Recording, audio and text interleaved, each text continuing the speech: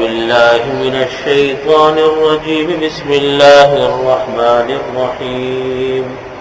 ولقد آتينا موسى الكتاب وجعلنا معه أخاه هارون وزيرا فقلنا اذهبا إلى القوم الذين كذبوا بآياتنا فدمرناهم تدميرا فقوم نوح لما كذبوا الرسل أغرقناهم وجعلناهم للناس آية وأعتدنا للظالمين عذابا أليما.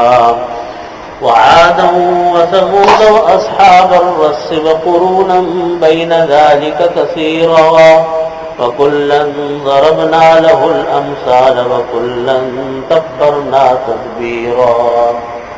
ولقد أتوا على القرية التي أمطرت مطر السوء أفلم يكونوا يرونها بل كانوا لا يرجون نشورا. وإذا رأوك يتخذونك إلا هزوا هذا الذي بعث الله رسولا إن كاد ليضلنا عن آلهتنا لولا أن صبرنا عليها فسوف يعلمون حين يرون العذاب من أضل سبيلا. أرأيت من اتخذ إلهه هواه أفأنت تكون عليه وكيلا أم تحسب أن أكثرهم يسمعون أو يعقلون إن هم إلا كالأنعام بل هم أضل سبيلا. صدق الله مولانا العظيم وصدق رسوله النبي الكريم ونحن على ذلك من الشاهدين والشاكرين والحمد لله رب العالمين. یہ سورۃ الفرقان کی آیات ہیں جس میں اللہ رب العزت نے ارشاد فرمایا کہ وَلَقَدْ آتَيْنَا مُوسَى الْكِتَابَ وَجَعَلْنَا مَعَهُ أَخَاهُ هَارُونَ وَزِيرًا. اور ہم نے موسیٰ علیہ السلام کو توریت کی کتاب دی وَجَعَلْنَا مَعَهُ أَخَاهُ هَارُونَ وَزِيرًا، اور ہم نے ان کے ساتھ ان کے بھائی ہارون علیہ السلام کو ان کا وزیر یعنی ان کا کام میں ہاتھ بٹانے والا بنایا. یعنی موسیٰ علیہ السلام کو اللہ نے کتاب عطا فرمائی اور حضرت ہارون علیہ السلام کو ان کا معاون اور مددگار بنایا. فَقُلْنَا اذْهَبَا إِلَى الْقَوْمِ الَّذِينَ كَذَّبُوا بِآيَاتِنَا، اور ہم نے کہا دونوں کو، موسیٰ علیہ السلام کو اور حضرت ہارون علیہ السلام کو، دونوں کو کہا کہ تم دونوں جاؤ اس قوم کی طرف، اس قوم کے پاس اللہ کی دین کی ہدایت لے کر جاؤ. الذین کذبوا بآیاتنا، جنہوں نے ہمارے دین کو اور ہماری آیات کو جھٹلا دیا ہے، ان کو بتاؤ، اللہ کا پیغام پہنچاؤ. فدمرناہم تدمیرا، فرماتے ہیں کہ پھر ہم نے حضرت ہارون علیہ السلام، حضرت موسیٰ علیہ السلام کی دعوت کے بعد پھر ہم نے ان کو، ان کی قوم کو جنہوں نے جھٹلایا تھا ہماری تعلیمات کو، ہم نے ان کو بالکل تباہ و برباد کر کے رکھ دیا. اس آیت میں جو فرمایا کہ ہم نے موسیٰ علیہ السلام کو کتاب دی، سب سے پہلی بات یہ سمجھ لیجیے کہ جتنی آسمانی کتابیں اللہ نے نازل فرمائی، ان تمام آسمانی کتابوں کے ساتھ اللہ تعالیٰ نے کوئی نہ کوئی معلم، کوئی نہ کوئی نبی ضرور بھیجا. یہ عادت اللہ ہے، اللہ کی عادت ہے. حضرت موسیٰ علیہ السلام آئے توریت کے ساتھ، انجیل کے ساتھ عیسیٰ علیہ السلام آئے، زبور کے ساتھ داؤد علیہ السلام آئے، قرآن پاک کے ساتھ نبی علیہ السلام تشریف لائے. اللہ تعالیٰ نے اپنی کتاب لوگوں کے فہم کے اوپر نہیں چھوڑی کہ جس طرح دل چاہے سمجھ لو. یہ عادت اللہ نہیں ہے. حالانکہ دیکھنے کی بات تھی، قرآن پاک جب نازل ہوا تو عربی زبان میں نازل ہوا. جس قوم کے اوپر اترا اہل عرب تھے، عربی ان کی مادری زبان تھی، ترجمہ تو ان کو بہت آسانی سے آتا تھا. یہ بالکل ایسا ہی ہے جیسے آج ہمارے پاس کوئی کتاب آئے اردو کی، اردو ہماری مادری زبان ہے، ہم کہیں گے کہ اردو کے لفظی معنی بتانے کی تو ہمیں کوئی ضرورت نہیں ہے، اس کا تو معنی بہت اچھی طرح جانتے ہیں. لیکن اس میں کیا درس پوشیدہ ہے، یہ ہمیشہ تعلیم اللہ کے نبی نے دی. حضرت موسیٰ علیہ السلام آئے، ابراہیم علیہ السلام کے ساتھ صحف آئے، صحیفے آئے. اللہ تعالیٰ نے یہ معاملہ ہمیشہ ایک معلم کے ذریعے حل کروایا. اس میں اس بات کی طرف اشارہ ہے کہ قرآن پاک ہو یا کوئی آسمانی کتاب، یہ بغیر معلم، بغیر استاذ کے سمجھی نہیں جا سکتی. جیسا آج ایک نظریہ چل رہا ہے ہمارے ہاں، ایک طبقہ ہمارے ہاں کا وہ ہے، وہ یہ کہتا ہے کہ قرآن آپ کے ہاتھ میں ہے، آپ سمجھو، اس کو خود سمجھو، کسی استاد کی ضرورت نہیں، کسی سے پوچھنے کی ضرورت نہیں، جو مطلب سمجھ میں آئے عمل کر لو. حضرت فاروق اعظم رضی اللہ عنہ کتنے جلیل القدر صحابی، نبی کریم صلی اللہ علیہ وسلم کے کتنے مزاج شناس، کہ دنیا میں تو ساتھ تھے ہی اور اب بھی ساتھ ہے، اب بھی ساتھ ہے. انہوں نے نبی کریم صلی اللہ علیہ وسلم سے سورہ بقرہ 8 سال میں پڑھی، 8 سال میں سورہ بقرہ پڑھی، صرف سورہ بقرہ، پورا قرآن کریم نہیں. عرب تھے، مادری زبان عربی تھی، عربی سمجھنا کوئی بات نہیں تھی، گھر کی بات تھی. لیکن اپنے استاد سے سیکھا قرآن کریم کو کہ مطلب کیا ہے اس کا مطلب کیا ہے. اور جب سورہ بقرہ مکمل ہوئی، حضرت عمر فاروق رضی اللہ عنہ کی ترجمہ و تشریح کے ساتھ، تو خوشی میں ایک اونٹ ذبح کیا، خوشی میں ایک اونٹ کو ذبح کیا کہ مجھے اللہ تعالیٰ نے آج یہ علم عطا فرمایا کہ میری یہ سورہ بقرہ آج ختم ہو. تو بات یہ ہے کہ یہ عادت اللہ ہے کہ اللہ تعالیٰ نے اپنے کلام کو لوگوں کی فہم کے اوپر نہیں چھوڑا، بلکہ نبی آئے، ہر کتاب کے ساتھ نبی اترے، نبی نے کلام پاک کی تعلیم دی، اس کے مطلب سکھائے، اس کے معانی سکھائے، عمل کر کے بتلایا، پھر کہیں جا کر قرآن کریم کی تعلیم مکمل ہوتی ہے. اسی لیے اس سے یہ بات بھی پتہ چلتی ہے کہ قرآن کریم کا مطلب بتانا ہر ایک کے بس کی بات نہیں. یہاں تک ضابطہ لکھا ہے فقہاء کرام نے کہ کوئی انسان جس نے اپنے کسی استاد سے قرآن کریم کی تعلیم حاصل نہ کی ہو اور اس زبان سے وہ واقف نہ ہو، وہ قرآن کریم کا مطلب اگر صحیح بھی بتلائے تب بھی غلط ہے، صحیح بھی بتلائے تب بھی غلط ہے. اس کی مثال بالکل اس طرح ہے جیسے ایک ڈاکٹر ہوتا ہے، پوری دنیا کا قانون یہی کہتا ہے کہ اس ڈاکٹر کو اپنی کلینک چلانے کی اجازت، مریضوں کو دیکھنے کی اجازت اس وقت حاصل ہوتی ہے جب اس کی یہ تعلیم مکمل ہو، اپنی ڈاکٹری کی تعلیم مکمل ہو، اتنے سال وہ ہاؤس جاب کر چکا ہو، کسی ماہر ڈاکٹر کے ساتھ کام کر چکا ہو، اور کیا کیا اس کی شرائط ہے، وہ کرے گا تو اس کو کلینک چلانے کی اجازت ہے. اس کے بغیر اگر وہ کسی کو دیکھ لے اور صحیح دوا بھی دے دے تب بھی قانون اس کو کیا کہتا ہے کہ صحیح کیا کہ غلط کیا؟ قانون کہتا ہے کہ غلط کیا، حالانکہ دوا صحیح دے رہا ہوں. بہت ساری چیزوں کی دوا تو آپ بھی صحیح دے دیں گے، ہر آدمی کو اپنا چھوٹا موٹا تجربہ تو ہوتا ہی ہے.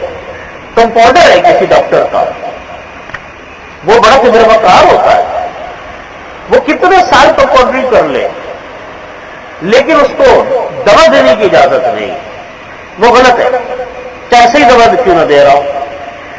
وجہ اس کی یہ ہے کہ انسان کی جان کا مسئلہ ہے، یہاں انسان کے ایمان کا مسئلہ ہے، اللہ کی کتاب کا مسئلہ ہے، اس لیے یہ ضابطہ ہے کہ مطلب صحیح بھی بتلائے، لیکن چونکہ سیکھا نہیں، غلط ہے بغیر سیکھے کسی کو بتانا، تب بھی اس کا یہ بات غلط سمجھی جائے گی۔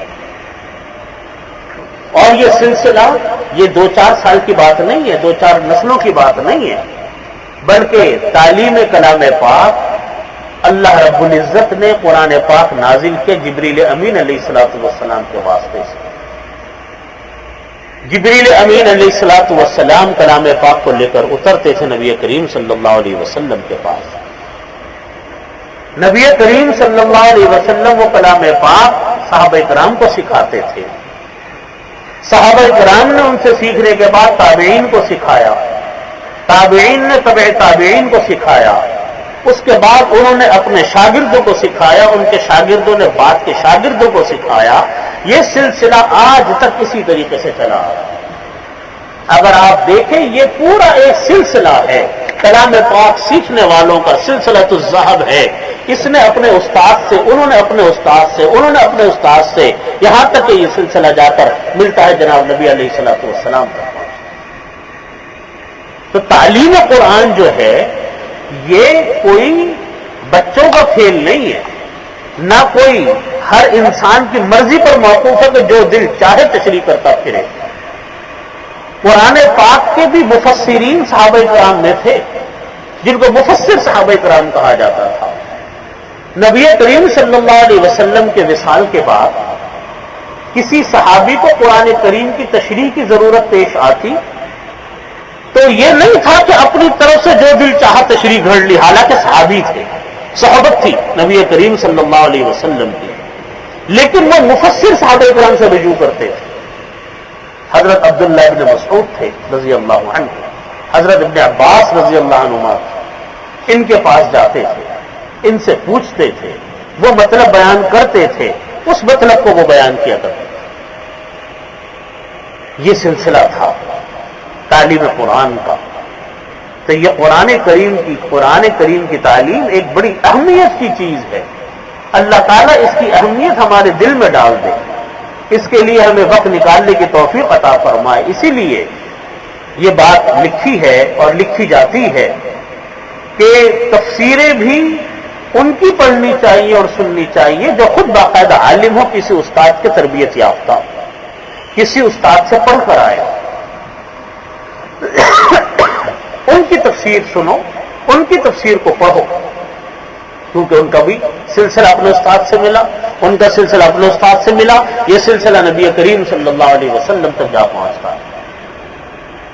تو فرمایا کہ وَلَقَدْ آتَيْنَا مُوسَى الْكِتَابَ، ہم نے موسیٰ علیہ السلام پر کتاب نازل کی، وَجَعَلْنَا مَعَهُ أَخَاهُ هَارُونَ وَزِيرًا، اور ہم نے ان کے ساتھ ان کے بھائی حضرت ہارون علیہ السلام کو ان کا ہاتھ بٹانے والا اور معاون اور مددگار بنایا۔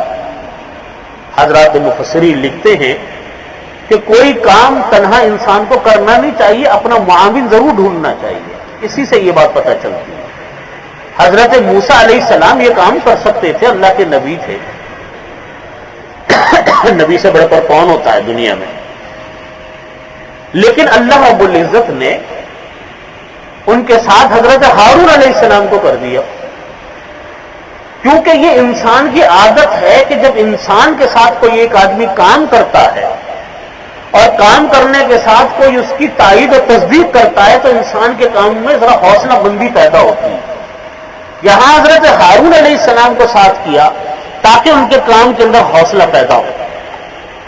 فَقُلْنَا اذْهَبَا، پھر ہم نے فرمایا کہ تم دونوں بھائی ہو، اب تم جاؤ اللہ کے حکم لے کر اس قوم کی طرف الذین کذبوا بآیاتنا، جو ہماری آیتوں کی تکذیب کرتے ہیں، جھٹلاتے ہیں، ان کو ہمارا پیغام پہنچا دو۔ کوئی جھگڑنے کی ضرورت نہیں، کوئی لڑنے کی ضرورت نہیں، کوئی بحث کرنے کی ضرورت نہیں، اپنی بات منوانے کی کوشش مت کرنا، میرا حکم ہمارا حکم پہنچا دو، اللہ تعالیٰ فرماتا ہے بس اتنا کام۔ ماننا نہ ماننا وہ اگلے آدمی کا کام ہے، آپ کا کام پہنچانا ہے۔ فما علینا الا البلاغ، ہمارا کام صرف پہنچانا۔ اس سے یہ بات پتہ چلتی ہے کہ اللہ کا حکم دوسروں کو بتانا ضرور چاہیے، چاہے کوئی مانے یا نہ مانے۔ یہ نتیجہ کہ ضرور کوئی نتیجہ برآمد ہو، اس کا انسان مکلف نہیں، نتیجہ اللہ کے ہاتھ میں ہوتا ہے، کوششیں بندے کے قبضے میں ہوتی ہے، کوششیں بندہ کرتا ہے۔ اپنا حکم ضرور بتا دو، اپنا اللہ کا پیغام دوسروں تک پہنچا دو، بغیر لڑے، بغیر ہنگامہ کیے ہوئے۔ حضرت قرآن کریم نے ایک اور جگہ کے اوپر فرمایا کہ فَقُولَا لَهُ قَوْلًا لَيِّنًا لَعَلَّهُ يَتَذَكَّرُ أَوْ يَخْشَىٰ۔ حضرت موسیٰ اور حضرت ہارون علیہ السلام کے بارے میں فرمایا کہ فَقُولَا لَهُ قَوْلًا لَيِّنًا، آپ دونوں حضرات ان کو نرم بات کہہ دو، یعنی حضرت موسیٰ علیہ السلام، حضرت ہارون علیہ السلام کو حکم ہے کہ آپ دونوں جاؤ فرعون کے پاس، اس کو نرم بات کہنا، لعلہ یتذکر او یخشی، شاید کہ وہ ڈر جائیں، شاید کہ نصیحت حاصل کر لیں۔ حضرت مفتی شفیع صاحب رحمۃ اللہ علیہ نے فرمایا کرتے تھے اس آیت کی تشریح میں، وہ فرمایا کرتے تھے کہ دیکھو فرعون کتنا بڑا سرکش کہ جو یوں کہتا تھا کہ انا ربکم الاعلی، کہ میں تمہارا رب ہوں، سب سے بڑا رب میں ہوں تمہارا، میرے سے بڑا کوئی نہیں ہے، اتنا بڑا سرکش تھا۔ اور حضرت موسیٰ علیہ السلام سے بڑا مسلح کوئی نہیں، اللہ کے نبی ہیں، اللہ کے نبی سے بڑا مسلح کون ہوگا انسانوں میں؟ تو فرماتے ہیں کہ مقابلہ ہے فرعون سے جو اتنا بڑا سرکش ہے، اور دعوت اور تبلیغ کرنے والے موسیٰ علیہ السلام ہے جن سے بڑا مسلح کوئی نہیں۔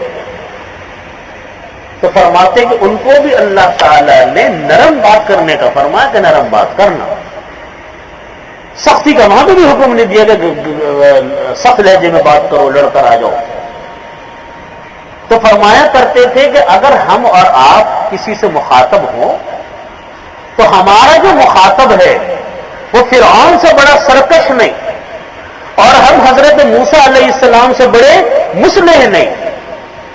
تو جب ان کو نرم بات کا حکم ہے، سخت بات کا حکم نہیں، تو ہمیں سخت بات کہنے کا کیا حکم ہے؟ ہمیں کہاں سے اجازت مل گئی کہ ہم سختی سے بات کریں کسی سے؟ اس لیے فرمایا کرتے تھے کہ اللہ کی دعوت دو، اللہ کا حکم پہنچانے میں کبھی پس و پیش نہ کرو، پہنچاؤ اللہ کا حکم۔ ایک بات انسان کو ایک مرتبہ سمجھ میں نہیں آتی، دوسری مرتبہ سمجھ میں نہیں آتی، تیسری مرتبہ سمجھ میں نہیں آتی، لیکن کبھی نہ کبھی اس کے دل میں ایک بات پڑی رہتی ہے۔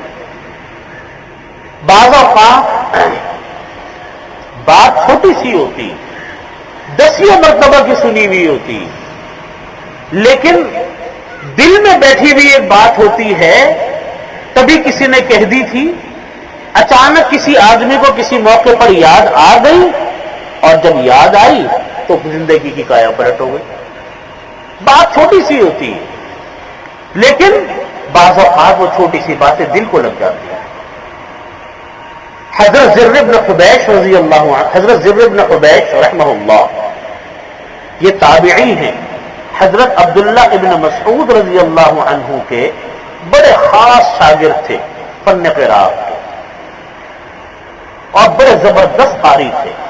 حضرت عبداللہ ابن مسعود رضی اللہ عنہ سے جو فن قراءت چلا ہے، وہ سارے شاگرد حضرت زر بن حبیش، حضرت زر بن حبیش سے واسطہ بنتا عبداللہ ابن مسعود، سب کے امام۔ ان کا عجیب واقعہ لکھا ہے حضرت زر بن حبیش رضی اللہ رحمہ اللہ کا، کہ یہ گلوکار تھے، گانے گاتے تھے، اللہ نے آواز بڑی خوبصورت دی تھی۔ ان کی ایک ایک مجلسوں میں، ایک ایک محفل میں ہزاروں انسان آتا تھا ان کے گانے سننے کے لیے، اور یہ گانے سناتے تھے۔ اتنی زبردست ان کی محفلیں ہوتی تھی، جیسے آج بھی لوگ بڑے بڑے گلوکاروں کو سننے کے لیے کہاں کہاں سے پہنچتے ہیں، ان کے پاس بھی لوگ آتے تھے سننے کے لیے۔ اللہ کا کرنا اللہ جس کو ہدایت دے. کہتے صحبت ایک بڑی چیز ہوتی ہے. اللہ کے نیک بندوں کی صحبت کسی کو مل جائے وہ زندگی کی کایا پلٹ کر دیتا ہے کسی انسان. تو حضرت زر بن حبیش رحمہ اللہ ایک مرتبہ اپنے گانے باجے کی محفل سے فارغ ہو کر باہر نکل رہے تھے کہ قریب سے حضرت عبداللہ بن مسعود گزرے، صحابی رسول مفسر قرآن. حضرت عبداللہ بن مسعود رضی اللہ عنہ نے ان کو جملہ کہہ دیا زر بن حبیش کو رحمہ اللہ. کہا کہ اللہ نے آپ کو اتنی حسین آواز دی، کاش اس حسین آواز کو آپ اللہ کو ناراض کرنے کے بجائے اللہ کا کلام پڑھنے میں اس کا استعمال کرو. اتنی حسین آواز کو کاش آپ اللہ کا کلام پڑھنے میں لگاؤ، اللہ کے ناراض کرنے والے کاموں میں اس آواز کا استعمال نہ کریں. بس ایک صحابی کی بات تھی، صحابی بھی اتنا جلیل القدر صحابی مفسر قرآن، یہ جملہ کہہ کر حضرت عبداللہ بن مسعود رما دما چلے گئے. ان کے دل کو یہ بات جملہ لگ گیا حضرت زر بن حبیش کہ یہ کیا کہہ کے گئے مجھ کو کہ اتنی خوبصورت آواز دی. واقعی انہوں نے کہا کہ آواز تو میری بڑی خوبصورت ہے کہ دنیا آتی ہے سننے کے لیے. تو اس کے بعد بس ان کے دل کے اندر تبدیلی آنی شروع ہو. خود ہی انہوں نے سوچا کہ مجھے اللہ نے آواز دی، میں کیوں نافرمانی میں استعمال کروں اپنی آواز کو، میں اللہ کا کلام پڑھنے میں استعمال کروں. یہ پہنچ گئے حضرت عبداللہ بن مسعود کے پاس کہ مجھ کو آپ اپنا شاگرد بنا دیجیے، مجھے قرآن پاک سکھا دیجیے. حضرت عبداللہ بن مسعود رضی اللہ عنہ نے فرمایا کہ آ جاؤ. ان سے بیٹھ کر قرآن کریم سیکھنا شروع کیا. صلاحیتیں تو تھی، آواز بھی خوبصورت تھی، ذہانت تو ہوتی تھی اس زمانے میں. وہ سیکھتے سیکھتے اتنے بڑے قاری بن گئے، اتنے بڑے قاری بن گئے کہ پہلے دنیا ان کا گانا سننے آتی تھی، آج ان کا قرآن پاک سننے آنے لگ گئی. اب ان کی تلاوتوں کی محفلیں ہوتی ہیں، اب دنیا ان سے ان کی تلاوت سیکھنے آتی ہے. پھر یہی زر بن حبیش اتنے بڑے راوی بنے، اتنے بڑے راوی بنے کہ قرات کے جتنے ائمہ ہیں سب کے سب شاگرد آگے جا کر بنتے ہیں حضرت زر بن حبیش کے، اور زر بن حبیش حضرت عبداللہ بن مسعود رضی اللہ عنہ کے شاگرد بنے. یہ صحبت ایسی چیز ہوتی ہے انسان کو کبھی مل جائے کسی اللہ کے نیک بندے. میرے شیخ حضرت ڈاکٹر علی صاحب عارفی رحمۃ اللہ نے ایک واقعہ سنایا کرتے تھے، فرمایا کرتے تھے کہ حضرت تھانوی رحمۃ اللہ علیہ کہیں نماز، جس مسجد میں کہیں نماز پڑھتے تھے ظہر کی، فرمایا کرتے تھے کہ میں دیکھتا تھا کہ ایک نواب صاحب بھی اس مسجد میں آتے ہیں نماز پڑھنے کے لیے، اور فرمایا کرتے تھے کہ جب میں دیکھتا تھا کہ وہ نواب صاحب نماز پڑھنے آتے تھے تو پوری مسجد کے اندر ایک نور کی کیفیت آ جاتی تھی، ایک نور کی کیفیت آ جاتی تھی مسجد کے اندر. فرمایا کرتے تھے کہ میں دیکھتا تھا کہ نواب صاحب کوئی بہت بڑے بزرگ ہوں تو ایسی بات بھی نظر نہیں آتی، لیکن نماز با جماعت کے بڑے پابند تھے، کاروبار کرتے تھے، اپنے کاروباری زندگی ان کی تھی. فرماتے تھے کہ لیکن میں دیکھتا تھا کہ کیفیت نور کی آتی ہے ان کی آمد پر. فرمانے لگے ایک دن میں نے سوچا کہ میں ان سے پوچھ ہی لوں کہ آپ کون ہیں، کہاں سے آتے ہیں، کیا کرتے ہیں. تو فرمانے لگے میں نے نواب صاحب سے جا کر پوچھا ہی نواب صاحب آپ کون ہیں، میں صرف دیکھتا ہوں آپ کو نمازوں میں.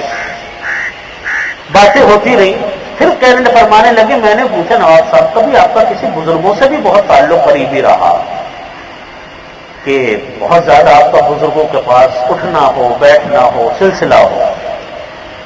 وہ فرمانے لگے نہیں بہت زیادہ تو نہیں تھا، لیکن حضرت حاجی امداد اللہ صاحب مہاجر مکی رحمۃ اللہ علیہ جو حضرت تھانوی رحمۃ اللہ علیہ کے بھی شیخ تھے، اونچے درجے کے اولیاء کرام میں سے، فرمایا کرتے تھے کہ انہوں سے میں نے کئی مرتبہ مصافحہ کیا تو حضرت میرے سے بڑی محبت کے ساتھ ملا کر، غیر معمولی محبت کے ساتھ ملتے. تو حضرت تھانوی رحمۃ اللہ علیہ فرماتے کہ میرے دل نے کہا کہ یہ جو اس اخلاص کے ساتھ یہ اتنے بڑے بزرگ سے ملتے تھے، ان کی زندگی کے اندر انوارات وہاں سے پیدا ہوئے. یہ اللہ کے نیک بندوں کی صحبت بعض اوقات انسان کے لیے یہ کندن بن جاتی ہے، یہ کندن ہوتی ہے. جیسا ہم نے پچھلے اتوار کے درس میں یہ بات پڑھی تھی کہ انسان جیسا افسوس کرے گا آخرت میں، یا ویلتا لیتنی لم اتخذ فلانا خلیلا، ہائے افسوس کہ کاش میں فلانے کو اپنا دوست نہ بناتا. اسی طرح یہ قرآن کریم میں تو نہیں آئی، اسی طریقے سے جب انسان کی کسی اللہ کے نیک بندوں سے صحبتیں ہوں گی، اور جب انسان کبھی کسی کی نیک صحبت سے نوازا جائے گا تو انسان بھی کہے گا کہ کاش میں اور نیک بندوں سے دوستیاں کر لیتا ہوں. یہ نیک لوگوں کی صحبت ایسی ہوتی ہے. ایک مرتبہ حضرت قاسم نانوتوی رحمۃ اللہ علیہ کے بارے میں لکھا ہے کہ حضرت قاسم نانوتوی رحمۃ اللہ علیہ لیٹے ہوئے تھے. ایک آدمی، اس زمانے میں پنکھے تو ہوتے نہیں تھے، یہ ہاتھوں والے پنکھے ہوتے تھے جھلنے والے. ایک آدمی حضرت کے اوپر پنکھا یوں جھل رہا تھا، گرمی کے دن تھے. کسی نے سوال کیا حضرت نانوتوی رحمۃ اللہ علیہ سے کہ حضرت یہ بتائیں کہ لوگ یہ تمنائیں کیوں کرتے ہیں کہ ہم کسی نیک انسان کے برابر میں دفن ہو جائیں؟ یہ کیوں لوگ تمنائیں کرتے ہیں جبکہ ہر انسان کا حساب کتاب اس کے اعمال کے حساب سے قبر میں ہوگا؟ تو نیک انسان کے برابر میں دفن ہونے سے ہوگا کیا؟ حساب کتاب تو اپنا ہے، ہر ایک کا عمل اپنا ہے. فرمانے لگے کہ حضرت نانوتوی رحمۃ اللہ علیہ اٹھ کے بیٹھ گئے. فرمانے لگے یہ بتاؤ، یہ جو پنکھا آدمی جھل رہا ہے یہ مجھے جھل رہا ہے کہ تمہیں جھل رہا ہے؟ اس نے کہا حضرت آپ کو جھل رہا ہے. فرمانے کہ ہوا تمہیں آ رہی ہے کہ نہیں آ رہی؟ اس نے کہا حضرت ہوا تو آ رہی ہے. فرمانے اس قبر میں بھی ایسے ہی ہوگا کہ اللہ کی رحمتیں نیک بندوں پر اتر رہی ہوں گی، لیکن اس کی رحمتیں دوسروں پر بھی جا رہی ہوں. جس طرح کوئی کسی کو ادھر لگا تو کوئی وہ دوسروں کو بھی جاتی ہے. فرماتے یہ ہوتا ہے. آپ دیکھو بڑے بڑے لوگوں جو ہوتے ہیں اللہ کے مقبول بندے، کس طرح لوگ تمنائیں کرتے کہ ان کے پہلو میں جگہ مل جائے. یہ ہوتی ہے نیک لوگوں کی صحبت جو اللہ تعالیٰ کسی کو دلوا دے. فَقُلْنَا اذْهَبَا إِلَى الْقَوْمِ الَّذِينَ كَذَّبُوا بِآيَاتِنَا، ہم نے کہا کہ جاؤ اس قوم کی طرف جس نے ہماری آیتوں کو جھٹلایا. فَدَمَّرْنَاهُمْ تَدْمِيرًا، لیکن جب انہوں نے بات نہیں مانی ہم نے ان کو غارت کر دیا. اللہ تعالیٰ کبھی کسی قوم کو تباہ نہیں کرتے، کبھی کسی قوم کے اوپر عذاب نازل نہیں فرماتے جب تک کہ اس کو اپنا پیغام نہ پہنچا دے. یہ عادت ہے اللہ. یہاں پر بھی حکم ہے کہ بحث نہیں کرنا، لڑنا نہیں، جا کر اللہ کا حکم پہنچا کے آ جاؤ، بس اس سے زیادہ نہیں. وَقَوْمَ نُوحٍ لَمَّا كَذَّبُوا، اب دوسری قوموں کا حال بیان فرما رہے ہیں کہ جس طریقے سے قوم فرعون کو اللہ نے غرق کیا، سمندر میں غرق کیا، اسی طریقے سے قوم نوح بھی تھی. لما كذبوا الرسل، جب انہوں نے رسولوں کو جھٹلایا. اغرقناهم وجعلناهم للناس آیہ، یہاں پر بھی رسولوں سے جھٹلانے کا مراد یہ ہے کہ انہوں نے حضرت نوح علیہ السلام کو جھٹلایا، اور تمام انبیاء ایک مشترک مقصد لے کر آئے دنیا کے اندر، دعوت اللہ کی، اس کو جھٹلایا. اغرقناهم، انہوں نے جب حضرت نوح علیہ السلام کو جھٹلایا، اللہ تعالیٰ فرماتے ہم نے بھی ان کو غرق کر دیا. وجعلناهم للناس آیہ، اور ہم نے ان کے لیے، لوگوں کے لیے ان کو نشانی بنا دیا کہ دیکھو اللہ کی نافرمان قوموں کا یہی حال ہوتا ہے کہ وہ اپنا وجود کھو بیٹھتی، اپنا وجود ان کا ختم ہو جاتا ہے اگر وہ اللہ تعالیٰ کی نافرمانیوں کے اوپر کمر بستہ ہوتے. اللہ کی نافرمانی ہو جاتی ہے لیکن اللہ تعالیٰ فرماتے ہیں کہ نافرمانی ہو جائے توبہ مانگ لو. التائب من الذنب کمن لا ذنب له، گناہوں سے توبہ کرنے والا انسان ایسا ہوتا ہے جیسا اس نے کوئی گناہ کیا ہی نہیں تھا. وَأَعْتَدْنَا لِلظَّالِمِينَ عَذَابًا أَلِيمًا، فرمایا ہم نے گناہ گاروں کے لیے دردناک عذاب تیار کر رکھا ہے. یہاں گناہ گار سے مراد دونوں ہیں. اگر کافر مراد لیے جائیں اور وہ کفر کی حالت میں انتقال ہو تو ان کے اوپر تو عذاب دائمی ہوتا ہے، وہ کبھی ختم ہونے والا عذاب نہیں ہوتا. اور اگر مسلمان ہو تو وہ اپنے اپنے حصے کا عذاب بھگتیں گے چاہے وہ اس میں کتنا لمبا عرصہ کیوں نہ گزر جائے، لیکن بالآخر وہ مغفرت پا کر وہ جنت میں جائیں گے۔ وعاد وثمود واصحاب الرس وقرونا بین ذلک کثیرا، قوم عاد کا بھی یہی حال ہوا، قوم سمود کا بھی یہی حال ہوا، اصحاب الرس کا بھی یہی حال ہوا، وقرونا بین ذلک کثیرا، اس کے بیچ بہت ساری جماعتیں تھیں، ان کا بھی یہی حال ہوا کہ اللہ تعالیٰ فرماتے ہیں کہ ان کو ہم نے اپنا حکم پہنچایا، اپنا حکم پہنچانے کے بعد جب اس قوم کی نافرمانیاں وجود میں آئیں اور انہوں نے اللہ کے حکم کو مانا نہیں، پھر اللہ تعالیٰ فرماتے کہ ہم نے ان کو تباہ و برباد کیا۔ اصحاب الرس یہ پہلی مرتبہ لفظ آیا ہے۔ اصحاب الرس ایک کچے کنویں کو کہتے ہیں اپنے لغت کے اعتبار سے، اور اس کے بارے میں کوئی واضح تعلیم ملتی نہیں ہے کتابوں میں کہ یہ کون لوگ تھے۔ اس کے بارے میں مختلف آراء ہیں، زیادہ صحیح رائے اس کے ان کے بارے میں یہ ہے کہ یہ قوم سمود کی کچھ باقی ماندہ کچھ اقوام تھی، کسی کنویں کے اوپر آباد تھے۔ قرآن پاک نے اس سے زیادہ اس کو کچھ نہیں بتایا کہ یہ تھے کون لوگ، اس لیے یہ لفظ ایسے ہی ہے کہ ان کے بارے میں کچھ نہیں کہا جا سکتا کہ یہ تھے کون لوگ، کہاں تھے۔ خیالات ہیں، مختلف آراء ہیں کہ یہ باقی ماندہ قوم تھی، قوم عاد اور قوم سمود کی۔ تو فرماتے کہ وَكُلًّا ضَرَبْنَا لَهُ الْأَمْثَالَ، ہم نے سب کو مثالیں بیان کی۔ وَكُلًّا تَبَّرْنَا تَدْبِيرًا، اور ہم نے سب کو غارت کر کے رکھ دیا۔ وَلَقَدْ أَتَوْا عَلَى الْقَرْيَةِ الَّتِي أُمْطِرَتْ مَطَرَ السَّوْءِ أَفَلَمْ يَكُونُوا يَرَوْنَهَا بَلْ كَانُوا لَا يَرْجُونَ نُشُورًا۔ وَلَقَدْ أَتَوْا عَلَى الْقَرْيَةِ الَّتِي، اور یہ لوگ ایک بستی کے پاس آئے، الَّتِي أُمْطِرَتْ مَطَرَ السَّوْءِ، جس کے اوپر اللہ نے اپنی ایک بارش برسائی۔ بارش برسانے سے مراد ہے پتھروں کی بارش، یعنی کہنے کا مطلب یہ ہے کہ یہ کفار ملک شام کے سفر میں اس بستی کے پاس سے گزرتے تھے جس پر اللہ تعالیٰ نے اپنے پتھر برسائے۔ یہ قوم عاد تھی، یہ قوم لوط تھی جو بچیلی کا کام کیا کرتی تھی، اللہ نے ان کے اوپر پتھروں کی بارش برسائی۔ تو اس کے بارے میں فرماتے ہیں کہ وَلَقَدْ أَتَوْا عَلَى الْقَرْيَةِ، یہ لوگ اس بستی کے پاس سے گزرتے ہیں جس کے اوپر اللہ نے بری بارش برسائی۔ أَفَلَمْ يَكُونُوا يَرَوْنَهَا، کیا وہ لوگ اس کو دیکھتے نہیں ہیں اس بستی والوں کو؟ بَلْ كَانُوا لَا يَرْجُونَ نُشُورًا، بلکہ اللہ تعالیٰ فرماتے ہیں کہ یہ لوگ شاید اس بات کا اپنے دل میں خیال ہی نہیں رکھتے کہ کبھی مر کر دوبارہ زندہ کیے جائیں گے، ان کو خیال ہی نہیں آتا۔ یعنی یہ آخرت کے منکر ہیں، اس لیے یہ کافر ہونے کو سزا کا لائق ہی نہیں سمجھتے کہ کافر ہونا کوئی سزا کے قابل بھی جرم ہے، اس لیے ان کو ہلاکت کا کوئی ڈر نہیں، بلکہ یہ سمجھتے ہیں کہ جتنی قوموں پر پہلے عذاب آئے وہ تمام کے تمام عذاب ایک اتفاقی طور پر اوپر آ گئے، حالانکہ کوئی کام اتفاقی طور سے نہیں ہوا کرتا، ہر کام اللہ تعالیٰ کے ایک اپنے ارادے کے ساتھ ہوتا ہے، انسان کے اعمال اس کے اندر بنیادی کردار ادا کرتے ہیں۔ وَإِذَا رَأَوْكَ إِن يَتَّخِذُونَكَ إِلَّا هُزُوًا، اور جب آپ دیکھیں کہ وہ لوگ صرف مذاق اڑاتے ہیں اللہ کی آیات کا، یعنی مطلب کہنے کا یہ ہے کہ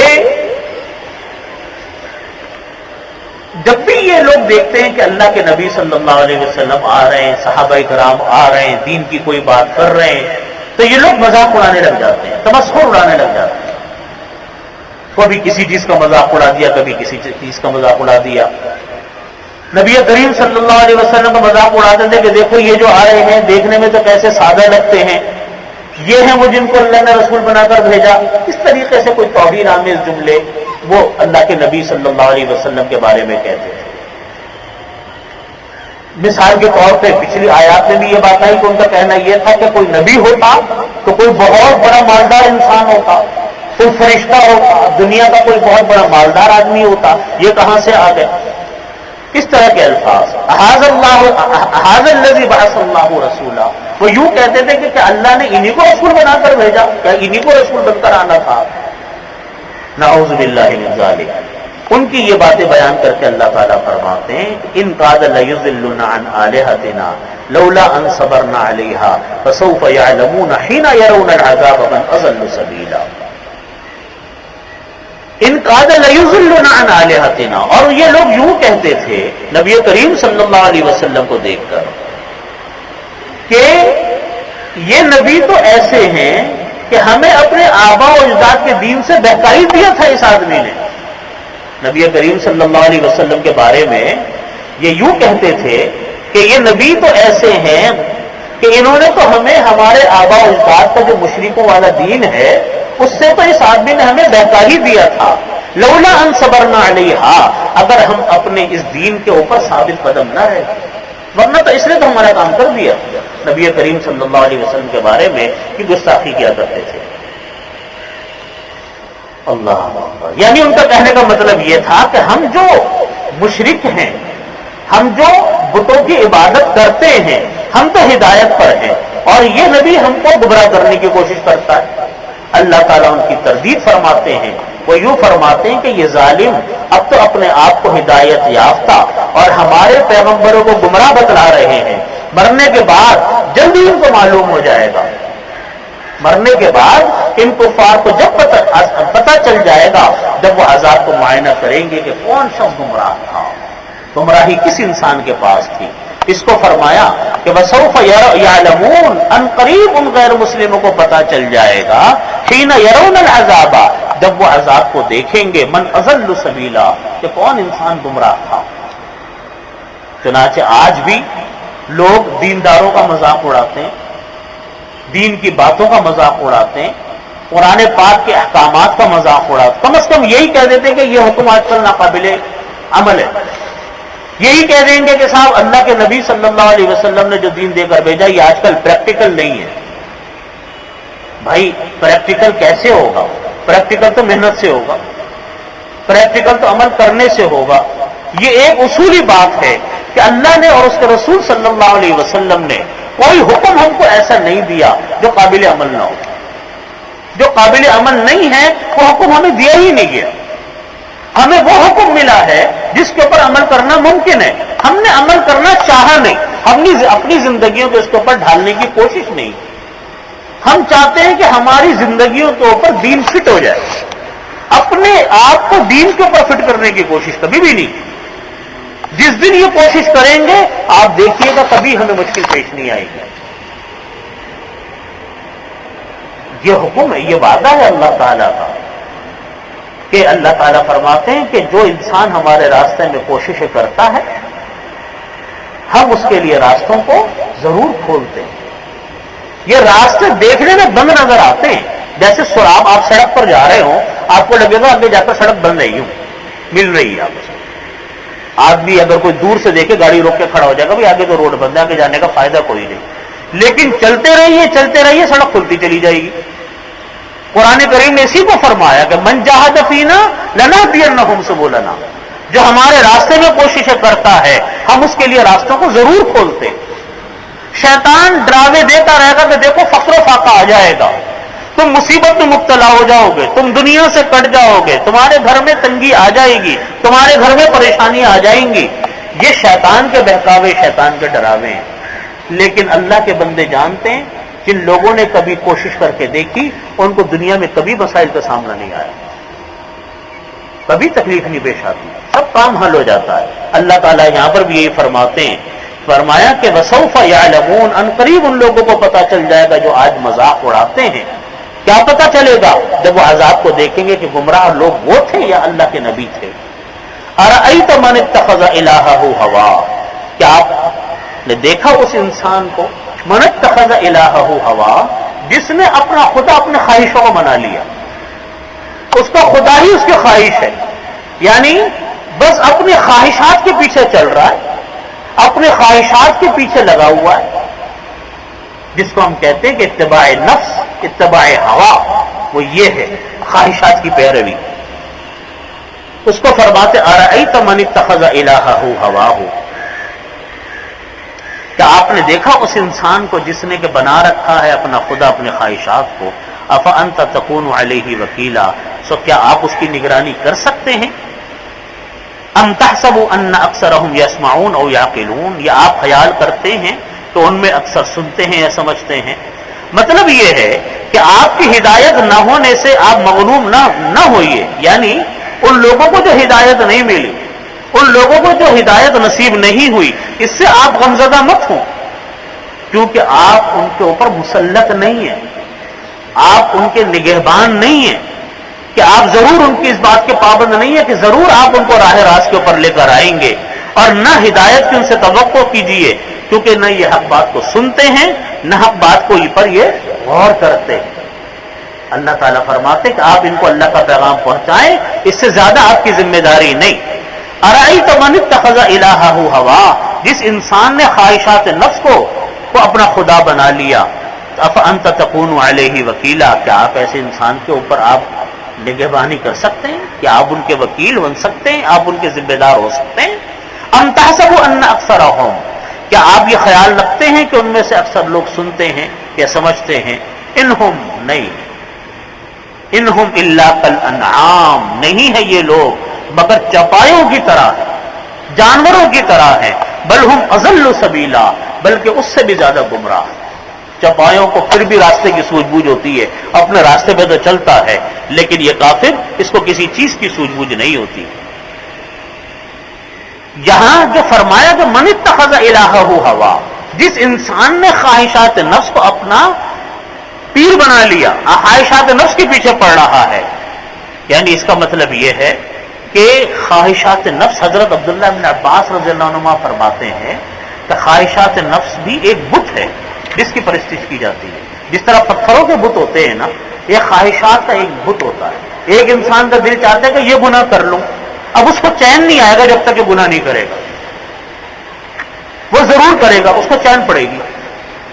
حضرت تھانوی رحمۃ اللہ علیہ نے اپنے مواعظ میں لکھا ہے کہ جس کسی انسان کو یہ عادت پڑ جائے کہ اپنی نفسانی خواہشات کو وہ ضرور پورا کرے گا، جو دل میں خیال آیا، جو دل میں داعیہ پیدا ہوا، اس کو پورا کرنے کی فکر میں لگ گیا، تو فرماتے ہیں کہ وقت ایسا آتا ہے اس انسان کے اوپر کہ وہ بڑے سے بڑا گناہ کر گزرتا ہے صرف اس لیے کہ اس کے دل کے اندر اس گناہ کا خیال آ رہا ہے.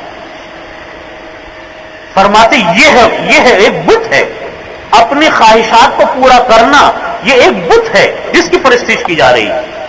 یہ حضرت عبداللہ بن عباس رضی اللہ عنہ فرماتے ہیں. حضرت تھانوی رحمۃ اللہ علیہ فرماتے ہیں کہ اس کا طریقہ یہ ہے کہ دل میں ایک، فرماتے ہیں کہ اپنے نفس کو قابو میں لاؤ.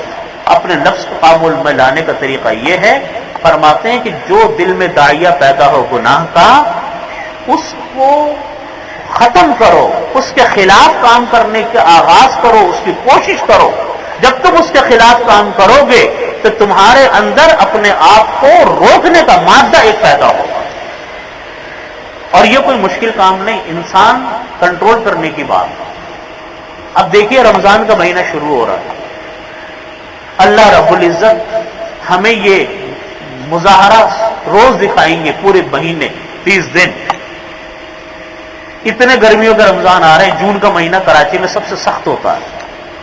اب کچھ روزے جون کے آ رہے ہیں، کچھ جولائی، گرمیوں کا مہینہ، شدید گرمیوں کا، لمبے دن ہے، پیاس ہی پیاس ہے. لیکن اس پیاس کو، اس بھوک کو ہم عام دنوں میں کنٹرول کرنا چاہیں ہم سے ہوتی نہیں. لیکن ایک ذہن ہمارا بن گیا، ابھی سے ذہن بنا ہوا ہے کہ بھائی اب سے 10 دن کے بعد، 9 دن، 11 دن کے بعد رمضان شروع ہوگا، گرمیوں کا روزہ ہوگا، پیاس بھی خوب لگے گی. ذہن تیار ہے. اب جب ذہن تیار ہے، اب ہم نے روزہ رکھنا شروع کیا، چاہے کتنی پیاس لگ جائے، اللہ کا بندہ روزے کو توڑے گا نہیں، برداشت کرے گا. کیوں کرے گا؟ اس لیے کہ یہ عہد کر کے بیٹھا ہوا ہے کہ میں نے یہ کام کرنا ہے. کتنا لمبا روزہ؟ ہمارے ہاں کراچی میں تو پھر بھی پون گھنٹہ روزہ چھوٹا ہے، لیکن دوسرے شہروں میں آدھا پونا گھنٹہ روزہ ہم سے لمبا ہے.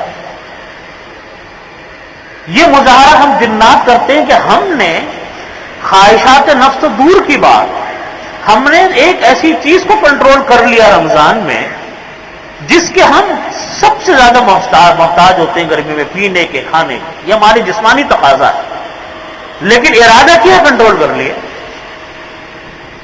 اللہ تعالیٰ فرماتے کہ جس طریقے سے تم نے اپنی حقیقی ضرورت کو کنٹرول کیا تم اپنے خواہشات کو بھی کنٹرول کر سکتے ہو. چاہتے نہیں ہو کنٹرول کرنا تو کنٹرول نہیں ہوتی. لگام دی نہیں کبھی اپنے خواہشات کو، اپنے خواہشات کو کبھی کنٹرول کرنا چاہا نہیں.